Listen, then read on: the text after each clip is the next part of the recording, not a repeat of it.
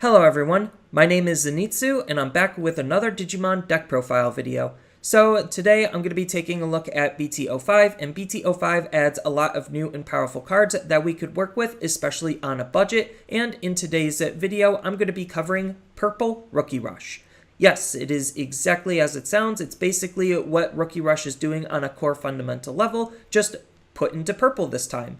So for those who are unfamiliar with the concept of Rookie Rush, basically it's an aggro style of deck where you're just going to be trying to play as many rookies as fast as you possibly can, so that way you could flood the field and use your very wide board to just try to chip away at the opponent's security until you just basically win the game.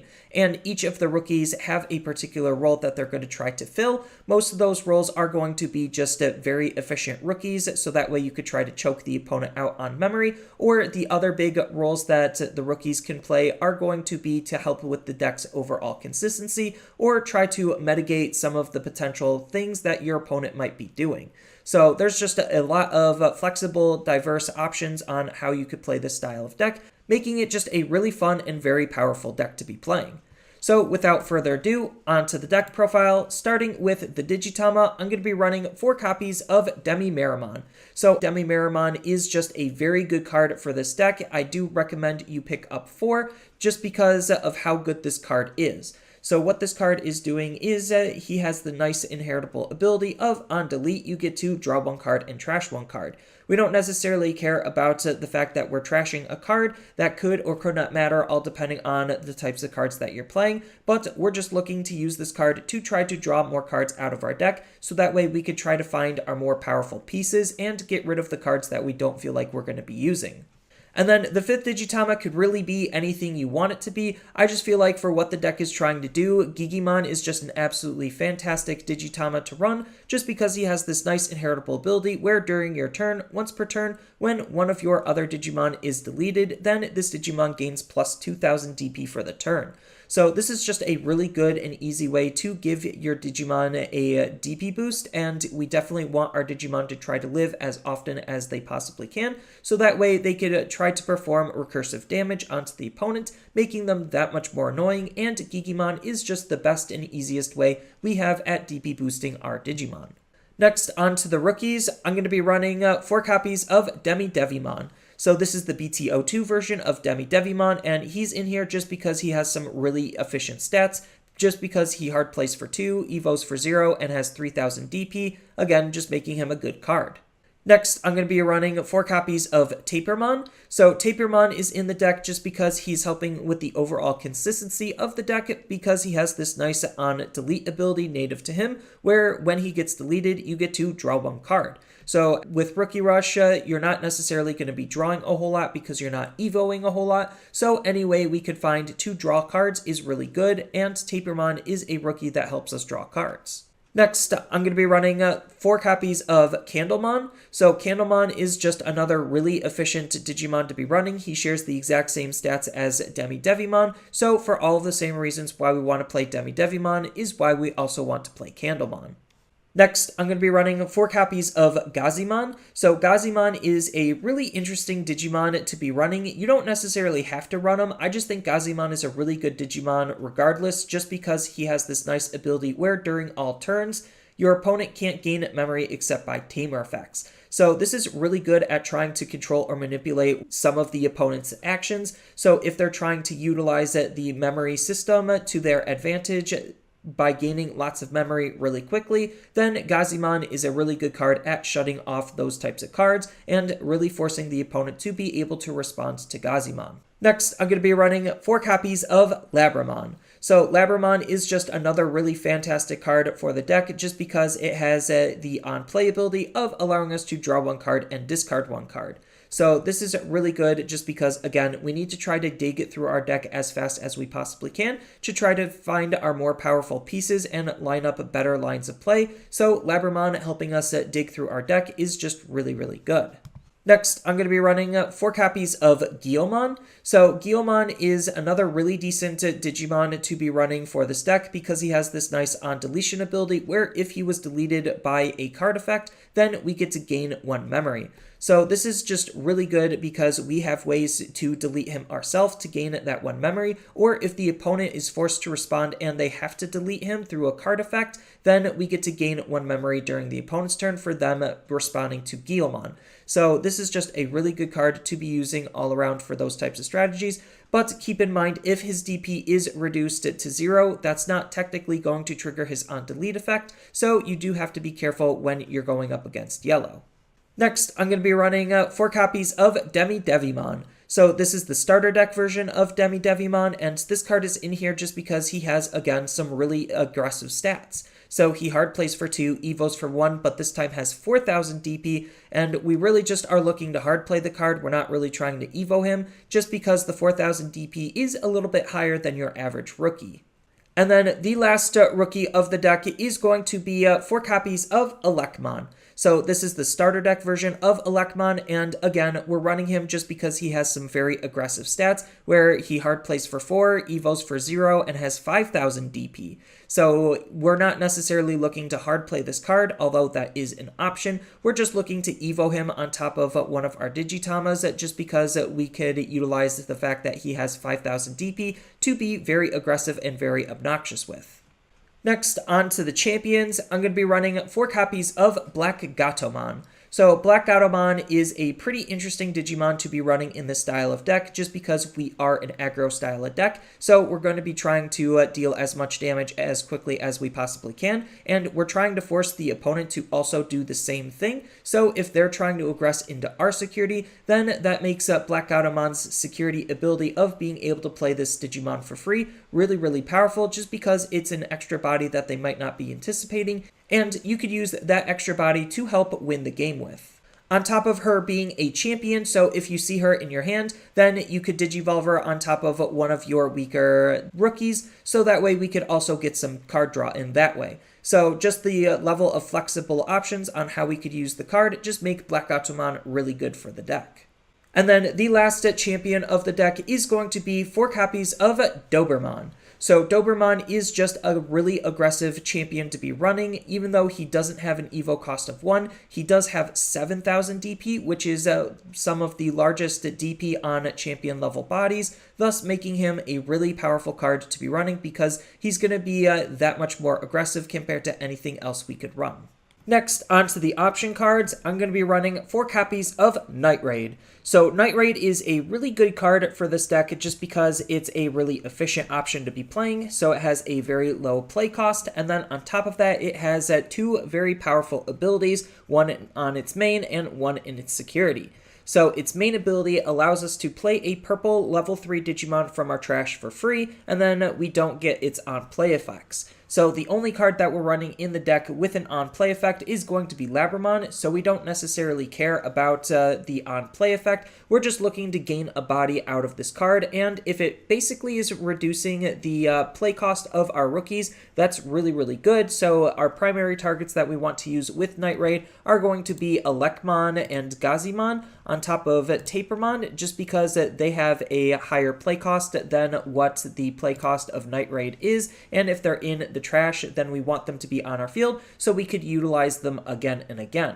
So Night Raid is looking to be a really good card just for that level of utility alone, and then on top of that, it even has a nice security ability where we get to activate its main, so when the opponent is aggressing into our security, they could potentially hit this card, and it's basically acting like a security Digimon, because then we get to put a Digimon onto our field from our trash for free during the opponent's turn, so that way when it's our turn, we could then aggress with the card.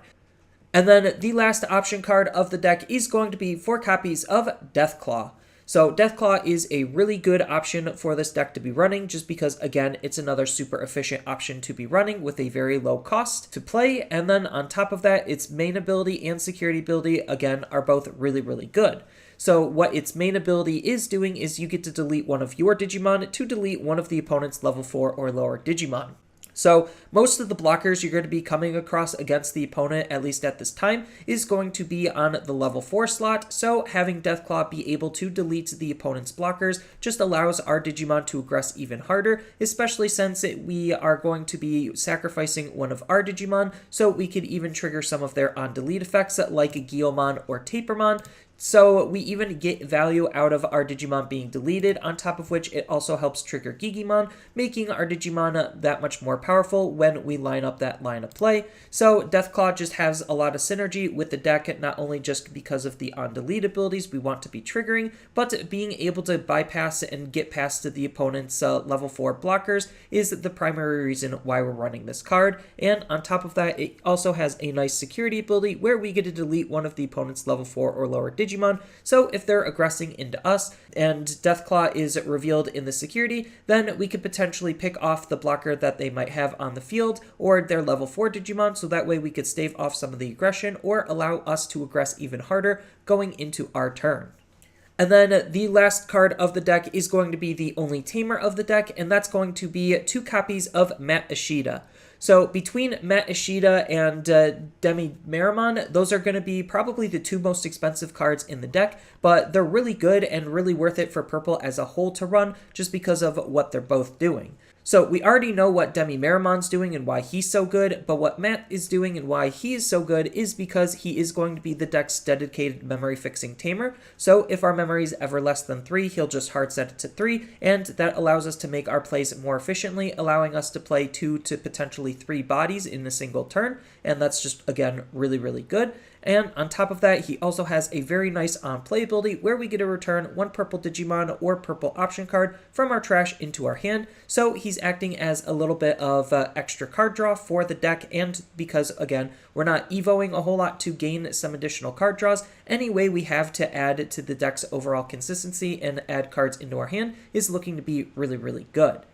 And then there's still a whole bunch of flexible and diverse options, all depending on what you want to be playing and what you want to be trying to gain out of the deck. So if you wanted to, you could run some Digimon with some varied stat lines. So if you wanted to play some more aggressive rookies, then we have the Shamanmon stat line we could consider thinking about. And then on top of that, if you also want to consider playing a little bit more options, then we could consider using Drakmon to add a purple option that costs 1 or 7 back into our hand. Then on top of that, if you wanted to run just another really aggressive champion that also could act as some decent removal, then Devimon is really good because he natively has the retaliation ability. And we also have Meramon if you really do just want the best level 4 that evos for 1 that purple has access to at this time. And then we also have other cards we could consider thinking about. So the best ultimate that we have is going to be Chimeramon because he has a nice on-play ability to delete one of our Digimon, to delete one of the opponent's level 5 or lower Digimon. So just more removal on top of him allowing us to use our on-delete abilities a little bit more efficiently is really, really good. And then some of the other options we could consider playing is going to be Demonic Disaster, just because, again, if we're playing Drakmon, Demonic Disaster is a card that we could bring back with Drakmon. Same thing with Deathclaw, just because they both cost 1. And then on top of that, this just allows you to delete one of your Digimon to unsuspend one of your purple Digimon. So having 2 Digimon that swung rested means that we could use Demonic Disaster to delete one, restand the other one, and then swing again. So it's basically granting us an extra attack, and that extra attack could apply a lot of additional pressure onto the opponent. And then on top of that, its security ability is basically a Night Raid. So even then, at worst, if it's in our security, we're still going to be spawning a body out of it, and that's just looking to be pretty decent.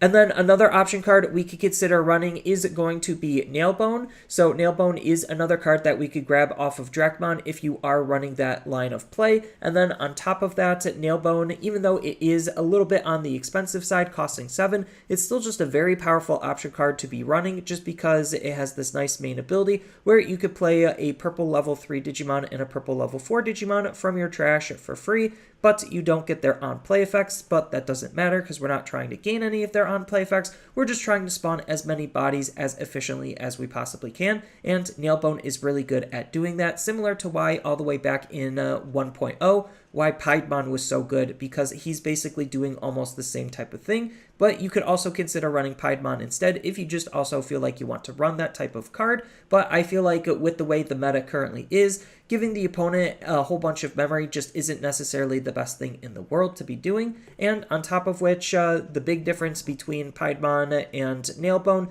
is the fact that Nailbone also has a security ability where you get to play a purple level 4 Digimon from your trash for free. So again, there's that like security Digimon type of ability that we're looking to gain out of the card, allowing us to aggress with the card when it becomes our turn.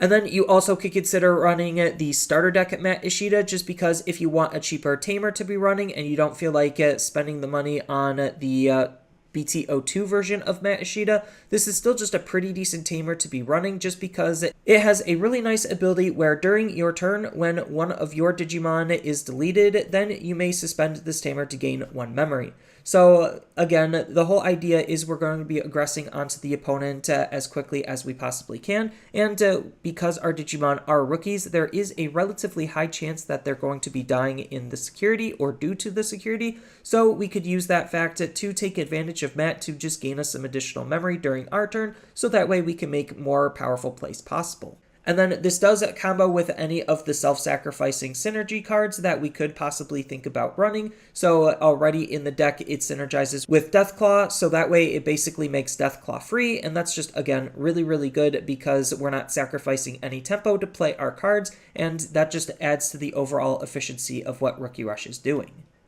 Then, if you wanted to, you could even splash in a second color, just because a second color could add to the overall aggression, because there are some very strong secondary colors we could be running. The 2 most powerful are going to be green and yellow, but you could consider using blue if you really felt like it, just because blue has some really good levels of card draw on a lot of their rookies. But green and yellow are going to be stronger as a whole, just because they have more powerful cards to be playing around with.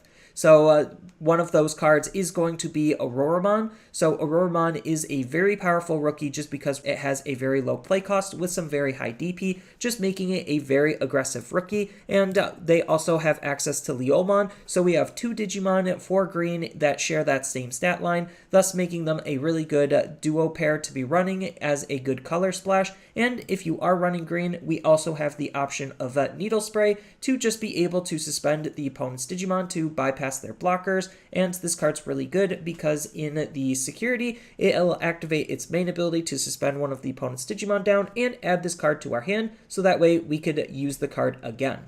And then yellow is the second strongest color that we could be running with this deck, just because purple and yellow already have some native synergies, so if you wanted to run a couple of those cards, you could as well, but I just feel like the yellow rookies and yellow option cards are already strong enough as is. So we do have Falcomon, which again is sharing that same stat line as Auroramon and Leomon. So that's just making this card a really good card to aggress with. Then we even have some removal on our rookie bodies in the form of Starmons. So if we're able to spawn a whole bunch of bodies as quickly as we possibly can, then Starmons is just going to be more and more powerful the more bodies we have in play to just reduce the opponent's DP on one of their Digimon, and that could potentially delete the Digimon, and that's looking to be really, really powerful. And then they also have a whole bunch of other cards to try to help with the overall consistency and trying to help us draw cards. So Pulsemon is one of the best rookies that you could be playing around with it to try to draw cards. You could also run Lopmon if you also feel like using Lopmon instead of Pulsemon, just because Lopmon could potentially add 2 cards to your hand, where Pulse is only going to add 1. But Pulse has a little bit different flexible utility, just because Pulse could also gain you a memory, making him basically a rookie that costs 2 instead of 3. So Pulsemon is just another really good rookie to be running if you're thinking about splashing yellow.